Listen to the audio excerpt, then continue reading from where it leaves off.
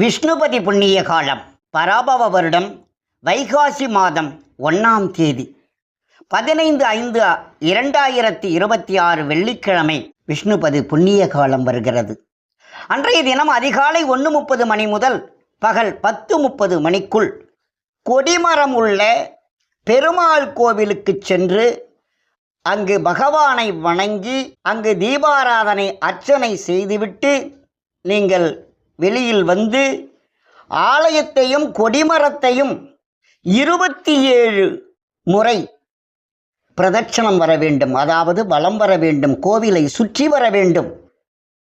அப்பொழுது ஓம் நமோ நாராயணாய என்ற 8 எழுத்து மந்திரம், அஷ்டாட்சரம், இதை சொல்லிக்கொண்டே 27 முறை வலம் வந்தால் இந்த விஷ்ணுபதி புண்ணிய காலத்தில் இதை செய்கின்ற பொழுது நம் கஷ்டங்கள் எல்லாம் விலகும், தீராத நோய் விலகும், கடன் தொல்லைகள் போய்விடும், திருமண தடையை நீக்கும், குழந்தையின்மையை போக்கும்.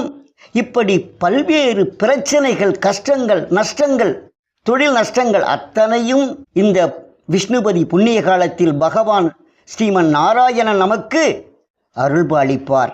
இது உண்மை. ஆகையினால் நம்பிக்கையோடு வழிபடுவோம், நன்மைகள் பல பெறுவோம்.